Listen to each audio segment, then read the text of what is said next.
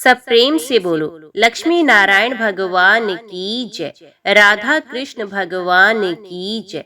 आज आप श्रवण करेंगे कार्तिक मास महात्म्य में 20वें अध्याय की कथा। सूत जी कहते हैं, महर्षियों, भगवान वासुदेव अपनी प्रियतमा सत्यभामा को कथा सुनाकर सायंकाल का संध्या उपासन करने के लिए अपनी माता देवकी के भवन में चले गए। इस पाप नाशक कार्तिक मास का ऐसा ही प्रभाव बताया गया है। ये भगवान विष्णु को सदा ही प्रिय है तथा भोग और मोक्ष रूपी फल प्रदान करने वाला है। रात में भगवान विष्णु के समीप जागना, प्रातः काल स्नान करना, तुलसी की सेवा में संलग्न रहना, उद्यापन करना और दीप दान देना, ये कार्तिक मास के 5 नियम हैं। इन 5 नियमों के पालन से कार्तिक का व्रत करने वाला पुरुष पूर्ण फल का भागी होता है। ये फल भोग और मोक्ष देने वाला बताया गया है। ऋषि बोले, रोमहर्षण कुमार सूत जी, आपने इतिहास सहित कार्तिक मास की विधि का भलीभांति वर्णन किया। ये भगवान विष्णु को प्रिय लगने वाला तथा अत्यंत उत्तम फल देने वाला है। इसका प्रभाव बड़ा ही आश्चर्यजनक है, इसलिए इसका अनुष्ठान अवश्य करना चाहिए। परंतु यदि कोई व्रत करने वाला पुरुष संकट में पड़ जाए या दुर्गम वन में स्थित हो अथवा रोगों से पीड़ित हो, तो उसे इस कल्याण में कार्तिक व्रत का अनुष्ठान कैसे करना चाहिए? सूत जी ने कहा, महर्षियों, ऐसे मनुष्य को भगवान विष्णु अथवा शिव के मंदिर में केवल जागरण करना चाहिए। विष्णु और शिव के मंदिर में ना मिले तो किसी भी मंदिर में वे जागरण कर सकता है। यदि कोई दुर्गम वन में स्थित हो अथवा आपत्ति में फंस जाए तो वे अश्वत्थ वृक्ष की जड़ के पास अथवा तुलसी के वृक्षों के बीच बैठकर जागरण करे। जो पुरुष भगवान विष्णु के समीप बैठकर श्री विष्णु के नाम तथा चित्रों का गान करता है, उसे सहस्त्र गोदान का फल मिल जाता है। बाजा बजाने वाला पुरुष वाजपेयी यज्ञ का फल पाता है और भगवान के पास नृत्य करने वाला पुरुष संपूर्ण तीर्थों में स्नान करने का फल प्राप्त करता है। जो उक्त नियमों का पालन करने वाले मनुष्य को धन देता है, उसे ये सब पुण्य प्राप्त होता है। उक्त नियमों का पालन करने वाले पुरुषों के दर्शन और नाम सुनने से भी उनके पुण्य का 6वां अंश प्राप्त होता है। जो आपत्ति में फंस जाने के कारण नहाने के लिए जल ना पा सके अथवा जो रोगी होने के कारण स्नान न कर सके, वे भगवान विष्णु का नाम लेकर मार्जन कर ले। जो कार्तिक व्रत के पालन में प्रवृत्त होकर भी उसका उद्यापन करने में समर्थ ना हो, उसे चाहिए कि अपने व्रत की पूर्ति के लिए यथाशक्ति ब्राह्मणों को भोजन कराए। ब्राह्मण इस पृथ्वी पर अव्यक्त रूप श्री विष्णु के व्यक्त स्वरूप हैं। उनके संतुष्ट होने पर भगवान सदा संतुष्ट होते हैं, इसमें तनिक भी संदेह नहीं है। जो स्वयं दीपदान करने में असमर्थ हो, वे दूसरों का दीप जलाए अथवा हवा आदि से उन दीपों की यत्न पूर्वक रक्षा करे। तुलसी वृक्ष के अभाव में वैष्णव ब्राह्मण का पूजन करे, क्योंकि भगवान विष्णु अपने भक्तों के हृदय में सदा ही विराजमान रहते हैं। अथवा सब साधनों के अभाव में व्रत करने वाला पुरुष व्रत की पूर्ति के लिए ब्राह्मणों, गो तथा पीपल और वट के वृक्ष की सेवा करे। ऋषियों ने पूछा, सूत जी, आपने पीपल और वट को गो तथा ब्राह्मण के समान कैसे बता दिया? वे दोनों अन्य सब वृक्षों की अपेक्षा अधिक पूज्य क्यों माने गए? सूत जी बोले, महर्षियों, पीपल के रूप में साक्षात भगवान विष्णु ही विराजते हैं। इसी प्रकार वट भगवान शंकर का और पलाश ब्रह्मा जी का स्वरूप है। इन तीनों का दर्शन, पूजन और सेवन पापहारी माना गया है। दुख, आपत्ति, व्याधि और दुष्टों के नाश में भी उसको कारण बताया गया है। ओम नमो भगवते वासुदेवाय नमः। जय श्री राधे कृष्ण। चंद्रवंश में सुवीर नाम से प्रसिद्ध एक राजा हो गए हैं। दक्षिण भारत के नारायणपुर में उनकी राजधानी थी। महाराज सुवीर की रानी नंदिनी के गर्भ से एक पुत्र हुआ, जिसका नाम तोंडमान रखा गया। राजकुमार तोंडमान बड़े ही वीर थे। 5 ही वर्ष की अवस्था से उनके हृदय में भगवान विष्णु की भक्ति प्रकट हो गई थी। युवा होने पर पांडे नरेश की सुंदरी पुत्री पद्मा के साथ उनका विवाह हुआ। विभिन्न देशों की अनेक राजकुमारियों ने भी स्वयंवर सभा में उनका ही वरण किया था। उन्हें देवराज इंद्र की भांति रिद्धि सिद्धि एवं सुखभोग की सामग्री सुलभ थी, तो भी वे उनमें आसक्त ना होकर सदा भगवान के चिंतन में ही संलग्न रहते थे। एक दिन राजकुमार तोंडमान पिता की आज्ञा से वेंकटगिरी के समीप शिकार खेलने के लिए गए। शिकार में वे वही उन्हीं हिंसक जीवों का वध करते थे जो प्रजा के लिए भय उपस्थित करने वाले थे। स्वर्णमुखरी नदी पार करके ब्रह्म ऋषि शुक और रेणुका देवी का दर्शन करते हुए तोंडमान जब पश्चिम दिशा की ओर आगे बढ़े, तब एक जगह उन्हें पंचरंगा तोता दिखाई दिया। वे देखने में बड़ा ही सुंदर था और भगवान श्रीनिवास का नाम रट रहा था। उसकी दिव्य आकृति और मधुर बोली पर राजकुमार मुग्ध हो गए और उसे पकड़ने के लिए उसका पीछा करने लगे। तोता उड़कर वेंकटांचल के शिखर पर जा पहुंचा। तोंडमान भी उसका अनुसरण करते हुए गिरिराज पर चढ़ गए, परंतु वहां वे तोता कहीं भी दिखाई नहीं दिया। पास ही में श्यामा कवन था। निषाद राज वसु, जो भगवान श्रीनिवास के अनन्य भक्त थे, उस वन की रखवाली करते थे। राजकुमार को आते देख उन्होंने उनकी अगवानी की और उन्हें प्रणाम करके विनीत भाव से दोनों हाथ जोड़कर कहा, युवराज स्वागत है, कहिए आपकी क्या सेवा करूं? राजकुमार बोले, वनेचर, इधर एक पंचरंगा तोता उड़ता हुआ आया है, क्या तुमने उसे देखा है? वे श्रीनिवास की रट लगा रहा था, मैं उसी को ढूंढ रहा हूँ, बताओ वे किधर गया है? वसु ने कहा, युवराज वे भगवान श्रीनिवास का तोता है, उसे श्रीदेवी और भूदेवी ने ही पाल पोस कर बड़ा किया है, उसे कोई पकड़ नहीं सकता। भगवान को वे शुक बहुत ही प्रिय है। अब मैं भगवान की आराधना के लिए जाता हूँ, जब तक लौट कर ना आऊं तब तक आप यहीं वृक्ष के नीचे आराम कीजिए। राजा ने कहा, निषाद राज, मैं भी भगवान के दर्शन करूंगा, मुझे अपने साथ ले चलिए। वसु ने बहुत अच्छा कहकर युवराज को अपने साथ ले लिया।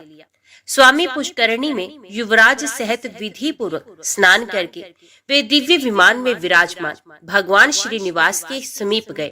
तोंडमान ने देखा, बिल वृक्ष के नीचे भगवान का दिव्य विमान प्रकाशित हो रहा है, उसके भीतर भगवान श्रीनिवास विराज रहे हैं।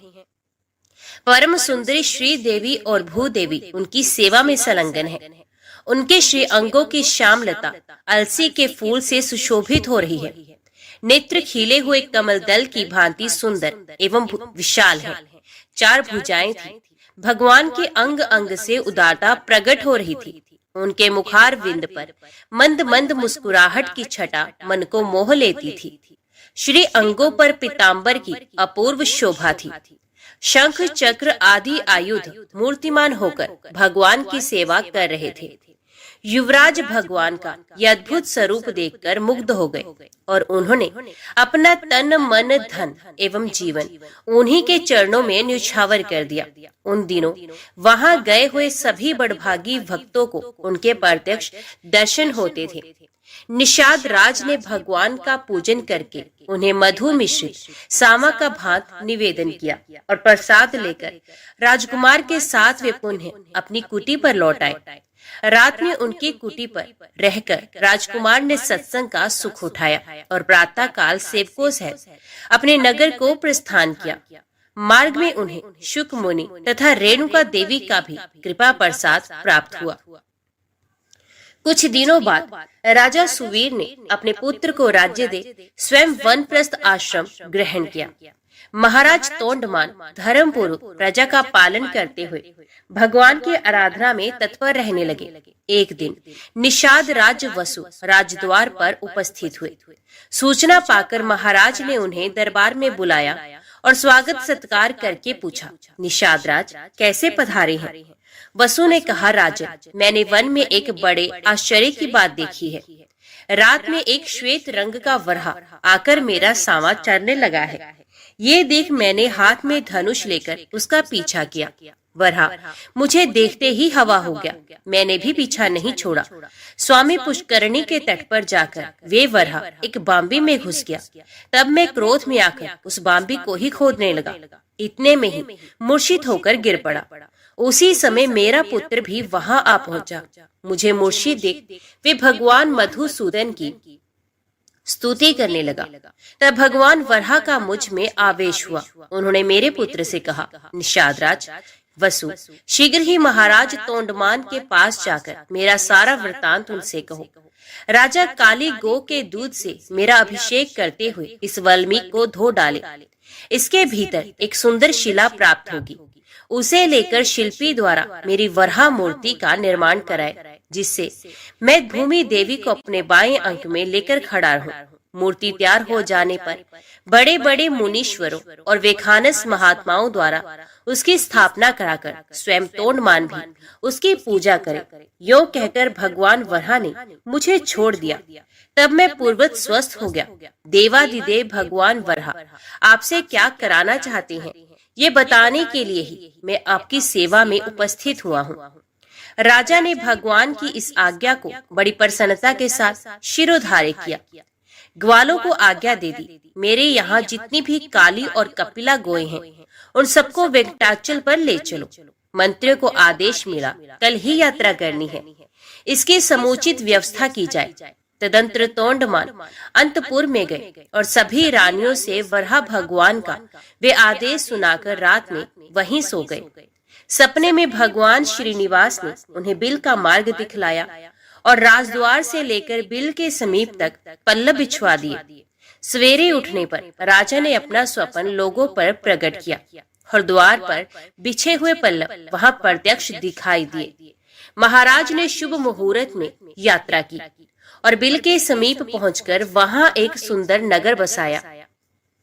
भगवान के आदेश के अनुसार उन्होंने मूर्ति निर्माण, प्रतिष्ठा और पूजन का कार्य बड़ी धूमधाम से संपन्न किया। वे प्रतिदिन बिल के मार्ग से आकर भगवान को प्रणाम करते और लौट जाते थे। एक दिन राजा के यहाँ एक ब्राह्मण देवता अपनी पत्नी के साथ पधारे और इस प्रकार बोले, महाराज, मैं वशिष्ठ कुल में उत्पन्न सामवेदी ब्राह्मण हूँ। मेरा नाम वीर शर्मा है। हम दोनों दंपत्ति घर से तीर्थ यात्रा के लिए निकले हैं, परंतु गर्भवती होने के कारण मेरी पत्नी से चला नहीं जाता। अतः आप इसे अंतपुर में रखकर तब तक इसकी रक्षा करें जब तक मैं तीर्थ यात्रा से वापस लौट न आऊं। राजा ने तथास्तु कहकर उसकी रक्षा का भार ले लिया। ब्राह्मण देवता निश्चिंत होकर चले गए। महाराज ने सेवकों को आज्ञा देकर ब्राह्मणी के लिए अंतपुर में एक एकांत गृह की व्यवस्था करवा दी और एक बार 6 महीने के लिए अन्न दिलवा दिया। ब्राह्मणी पतिव्रता और लज्जावती थी। वे किसी भी परपुरुष से बात नहीं करती थी। 6 महीने तक वे उस अन्न से निर्वाह करती रही। दैवश राजा को ब्राह्मणी की याद ना रही। 6 महीने के बाद अन्न का अभाव हो गया तो ब्राह्मणी ने स्वयं मुंह खोलकर मांगा नहीं। बेचारी भूख की पीड़ा सहती हुई ही मर गई। ब्राह्मण देवता तीर्थ यात्रा पूरी करके पूरे 2 वर्ष बाद वापस लौटे। तब तक ब्राह्मणी के एकांत निवास में कोई नहीं गया था।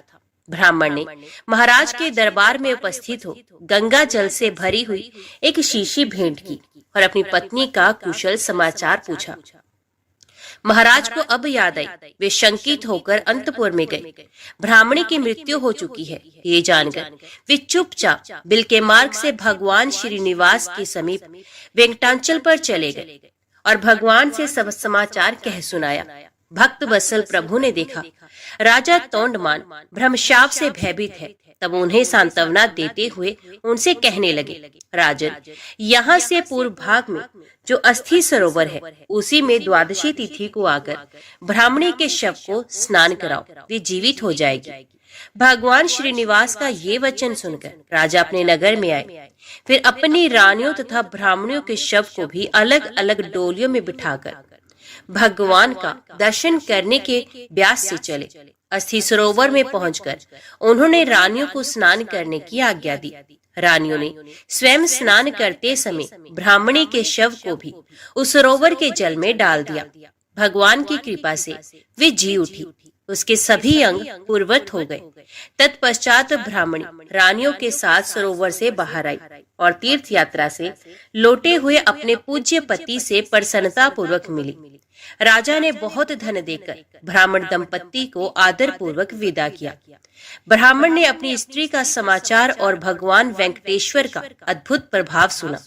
वे राजा को आशीर्वाद देकर प्रसन्नता पूर्वक अपने देश को लौट गए। एक दिन महाराज ने एक भगवत भक्त कुम्हार दंपत्ति के परम धाम आगमन की अद्भुत घटना अपनी आंखों से देखी। फिर तो उनका मन इस संसार के सुख भोग से सर्वथा विरक्त हो गया। उन्होंने अपने पुत्र श्रीनिवास को राज्य देकर स्वयं वेंकटाचल पर बड़ी भारी तपस्या की। भगवान ने प्रत्यक्ष दर्शन दिया और कहा, राजन, वर मांगो।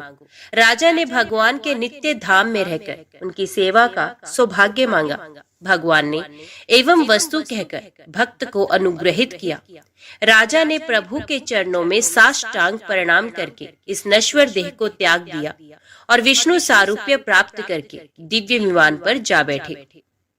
उस समय देवता और गंधर्व आकाश से फूलों की वृष्टि करते हुए उनके सौभाग्य की भूरी भूरी प्रशंसा करने लगे। इस प्रकार राजा तोंडमान ने अपनी अनन्य भक्ति के प्रभाव से भक्त वत्सल श्री हरि का जरा मृत्यु रहित पुनरावृत्ति शून्य वैकुंठ धाम प्राप्त किया। ओम नमो भगवते वासुदेवाय नमः। अभी श्रवण कीजिए श्रीमद् भागवत गीता के 9वें और 10वें अध्याय का महात्म्य। श्री महादेव जी कहते हैं, पार्वती, अब मैं आदर पूर्वक 9वें अध्याय के महात्म्य का वर्णन करूंगा। तुम स्थिर होकर सुनो। नर्मदा के तट पर माहेशमती नाम की एक नगरी है। वहां माधव नाम के एक ब्राह्मण रहते थे, जो वेद वेदांगों के तत्वज्ञ और समय समय पर आने वाले अतिथियों के प्रेमी थे। उन्होंने विद्या के द्वारा बहुत धन कमाकर एक महान यज्ञ का अनुष्ठान आरंभ किया। उस यज्ञ में बलि देने के लिए एक बकरा मंगाया गया। जब उसके शरीर की पूजा हो गई, तब सबको आश्चर्य में डालते हुए उस बकरे ने हंसकर उच्च स्वर से कहा, ब्राह्मण, इन बहुत से यज्ञ द्वारा क्या लाभ है? इनका फल तो नष्ट हो जाने वाला है तथा ये जन्म, जरा और मृत्यु के भी कारण है। ये सब करने पर भी मेरी जो वर्तमान दशा है, इसे देख लो। बकरे के इस अत्यंत कौतूहलजनक वचन को सुनकर यज्ञ मंडप में रहने वाले सभी लोग बहुत ही विस्मित हुए।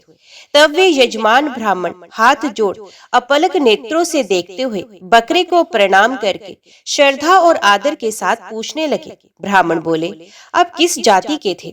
आपका स्वभाव और आचरण क्या था तथा किस कर्म से आपको बकरे की योनि प्राप्त हुई है? ये सब मुझे बताइए। बकरा बोला, ब्राह्मण, मैं पूर्व जन्म में ब्राह्मणों के अत्यंत निर्मल कुल में उत्पन्न हुआ था। समस्त यज्ञों का अनुष्ठान करने वाला और वेद विद्या में प्रवीण था। एक दिन मेरी स्त्री ने भगवती दुर्गा की भक्ति से विनम्र होकर अपने बालक के रोग की शांति के लिए बलि देने की निमित्त मुझसे एक बकरा मांगा। तत्पश्चात जब चंडिका के मंदिर में वे बकरा मारा जाने लगा, उस समय उसकी माता ने मुझे शाप दिया, ओ ब्राह्मणों में नीच पापी, तू मेरे बच्चे का वध करना चाहता है, इसलिए तू भी बकरे की योनि में जन्म लेगा। द्विश्रेष्ठ, तब कालवश मृत्यु को प्राप्त होकर मैं बकरा हुआ। यद्यपि मैं पशु योनि में पड़ा हूँ, तो भी मुझे अपने पूर्व जन्मों का स्मरण बना हुआ है। ब्राह्मण, यदि आपको सुनने की उत्कंठा हो तो मैं एक और भी आश्चर्य की बात बताता हूँ। कुरुक्षेत्र नाम का एक नगर है जो मोक्ष प्रदान करता है। वहाँ चंद्र शर्मा नामक एक सूर्यवंशी राजा राज्य करते थे। एक समय जबकि सूर्य ग्रहण लगा था, राजा ने बड़ी श्रद्धा के साथ काल पुरुष का दान करने की तैयारी की। उन्होंने वेद वेदांगों के पारगामी एक विद्वान ब्राह्मण को बुलवाया और पुरोहित के साथ वे तीर्थ के पावन जल से स्नान करने को चले। तीर्थ के पास पहुंचकर राजा ने स्नान किया और 2 वस्त्र धारण किए। फिर पवित्र एवं प्रसन्नचित होकर उन्होंने श्वेत चंदन लगाया और बगल में खड़े हुए पुरोहित को हाथ पकड़कर तत्कालोचित मनुष्यों से घिरे हुए अपने स्थान पर लौटाए। आने पर राजा ने यथोचित विधि से भक्ति पूर्वक ब्राह्मण को काल पुरुष का दान दिया। तब काल पुरुष का हृदय चीरकर उसमें से एक पाप आत्मा चांडाल प्रकट हुआ। फिर थोड़ी देर के बाद निंदा भी चांडाली का रूप धारण करके काल पुरुष के शरीर से निकली और ब्राह्मण के पास आ गई। इस प्रकार चांडालों की वे जोड़ी आंखें लाल किए निकली और ब्राह्मण के शरीर में प्रवेश करने लगी। ब्राह्मण मन ही मन गीता के 9वें अध्याय का जप करते थे और राजा चुपचाप ये सब कौतुक देखने लगे। ब्राह्मण के अंतःकरण में भगवान गोविंद शयन करते थे, वे उन्हीं का ध्यान करने लगे। ब्राह्मण ने जब गीता के 9वें अध्याय का जप करते हुए अपने आश्रयभूत भगवान का ध्यान किया, उस समय गीता के अक्षरों से प्रकट हुए विष्णु दूतों द्वारा पीड़ित होकर वे दोनों चांडाल भाग चले। उनका उद्योग निष्फल हो गया। इस प्रकार इस घटना को प्रत्यक्ष देखकर राजा के नेत्र आश्चर्य से चकित हो उठे। उन्होंने ब्राह्मण से पूछा, विप्रवर, इस महाभयंकर आपत्ति को आपने कैसे पार किया? आप किस मंत्र का जप तथा किस देवता का स्मरण कर रहे थे? वे पुरुष तथा वे स्त्री कौन थी? वे दोनों कैसे उपस्थित हुए? फिर वे शांत कैसे हो गए? वे सब मुझे बताइए। ब्राह्मण ने कहा, राजन, चांडाल का रूप धारण करके भयंकर पाप ही प्रकट हुआ था तथा वे स्त्री निंदा की साक्षात मूर्ति थी। मैं इन दोनों को ऐसा ही समझता हूँ। उस समय मैं गीता के 90वें अध्याय के मंत्रों की माला जपता था। उसी का महात्म्य है कि सारा संकट दूर हो गया। महीपते, मैं नित्य ही गीता के 9वें अध्याय का जप करता हूँ। उसी के प्रभाव से प्रतिग्रह जनित आपत्तियों के पार हो सका हूँ। ये सुनकर राजा ने उसी ब्राह्मण से गीता के 9वें अध्याय का अभ्यास किया। फिर वे दोनों ही परम शांति को प्राप्त हो गए। ये कथा सुनकर ब्राह्मण ने बकरे को बंधन से मुक्त कर दिया और गीता के अभ्यास से परम गति को प्राप्त किया। भगवान शिव कहते हैं, पार्वती, अब तुम 10वें अध्याय के महात्म्य की परम कथा सुनो, जो स्वर्ग रूपी दुर्ग में जाने के लिए सुंदर सोपान और प्रभाव की चरम सीमा है। काशीपुरी में धीर बुद्धि नाम से विख्यात एक ब्राह्मण था, जो मुझ में नंदी के समान भक्ति रखता था। ये पावन कीर्ति के अर्जन में तत्पर रहने वाला, शांत चित्त और हिंसा, कठोरता एवं दुस्साहस से दूर रहने वाला था। जितेंद्रिय होने के कारण वे निर्वृत्ति मार्ग में ही स्थित रहता था। उसने वेद रूपी समुद्र का पार पा लिया था। वे संपूर्ण शास्त्रों के तात्पर्य क्या ज्ञाता था।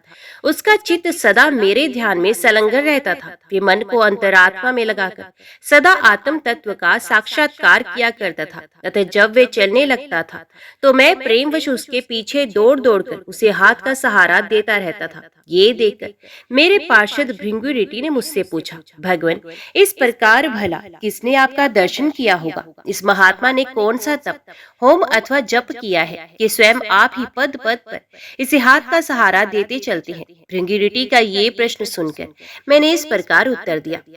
एक समय की बात है, कैलाश पर्वत के पार्श्व भाग में पुन्नाग वन के भीतर चंद्रमा की अमृतमयी किरणों से धुली हुई भूमि में एक वेदी का आश्रय लेकर मैं बैठा हुआ था। मेरे बैठने के क्षण भर बाद ही सहसा बड़े जोर की आंधी उठी। वहां के वृक्षों की शाखाएं नीचे ऊपर होकर आपस में टकराने लगी। कितने ही टहनियां टूट टूट कर बिखर गई। पर्वत की अविचल छाया भी हिलने लगी। इसके बाद वहां महान भयंकर शब्द हुआ, जिसने पर्वत की कंदराएं प्रतिध्वनित हो उठी। तदंतर आकाश से कोई विशाल पक्षी उतरा, जिसकी कांति वाले काले मेघ के समान थी। वे कज्जल की राशि, अंधकार के समूह अथवा पंख कटे हुए काले पर्वत सा जान पड़ता था। पैरों से पृथ्वी का सहारा लेकर उस पक्षी ने मुझे प्रणाम किया और एक सुंदर नवीन कमल मेरे चरणों में रखकर स्पष्ट वाणी में स्तुति करनी आरंभ कर दी। पक्षी बोला, हे देव, आपकी जय हो। आप चेदानंदमय, सुधा के सागर तथा जगत के पालक हैं। सदा सद्भावना से युक्त एवं अनासक्ति की लहरों से उल्सित है। आपके वैभव का कहीं अंत नहीं है। आपकी जय हो। अद्वैत वासना से परिपूर्ण बुद्धि के द्वारा आप त्रिविध मलों से रहित हैं। आप जितेंद्रिय भक्तों के अधीन रहते हैं और ध्यान में आपके स्वरूप का साक्षात्कार होता है। आप अविद्या में उपाधि से रहित, नित्य मुक्त, निराकार, निरामय, असीम, अहंकार शून्य, आवरण रहित और निर्गुण है। आपके चरण कमल शरणागत भक्तों की रक्षा करने में प्रवीण है। अपने भयंकर ललाट रूपी महासर्प की विष ज्वाला से अपने कामदेव को भस्म किया है। आपकी जय हो। अप्रत्यक्ष आदि परमाणु से दूर होते हुए भी परमाण स्वरूप है। आपको बारंबार नमस्कार है। चैतन्य के स्वामी तथा त्रिभुवन रूपधारी आपको प्रणाम है। मैं श्रेष्ठ योगियों द्वारा चुंबित आपके उन चरण कमलों की वंदना करता हूँ, जो अपार भव पाप के समुद्र से पार उतारने में अद्भुत शक्तिशाली है। महादेव, साक्षात बृहस्पति भी आपकी स्तुति करने की धृष्टता नहीं कर सकते। सहस्त्र मुख वाले नागराज शेष में भी इतनी चातुरी नहीं है कि वे आपके गुणों का वर्णन कर सके। फिर मेरे जैसी छोटी बुद्धि वाले पक्षी की तो बात ही क्या।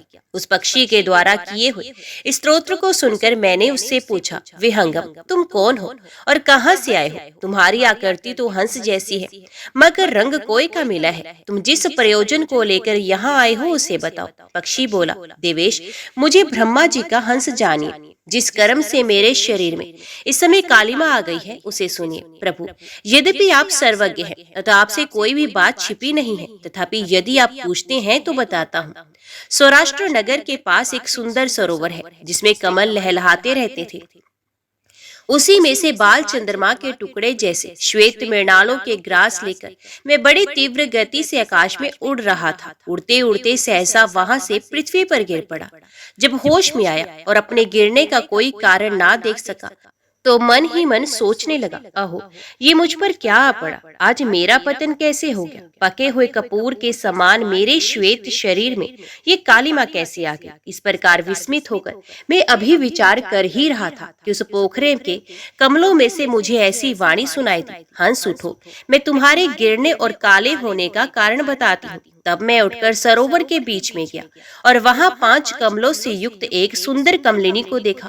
उसको प्रणाम करके मैंने प्रदक्षिणा की और अपने पतन का सारा कारण पूछा। कमलिनी बोली, कलहंस, तुम आकाश मार्ग से मुझे लांग कर गए हो। उसी पातक के परिणामवश तुम्हें पृथ्वी पर गिरना पड़ा है तथा उसी के कारण तुम्हारे शरीर में कालिमा दिखाई देती है। तुम्हें गिरा देख मेरे हृदय में दया भर आई और जब मैं इस मध्यम कमल के द्वारा बोलने लगी हूँ उस समय मेरे मुख से निकली हुई सुगंध को सूंघकर 60,000 भंवरे स्वर्गलोक को प्राप्त हो गए। पक्षीराज, जिस कारण मुझ में इतना वैभव ऐसा प्रभाव आया है ऐसे बताती हूँ, सुनो।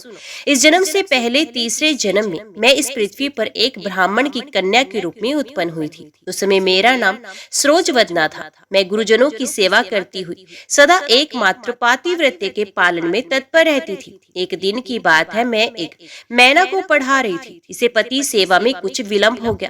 इससे पति देवता कुपित हो गए और उन्होंने शाप दे दिया, पापिनी तू मैना हो जा। मरने के बाद यद्यपि मैं मैना ही हुई तथापि पातिव्रत्य के प्रसाद से मुनियों के ही घर में मुझे आश्रय मिला।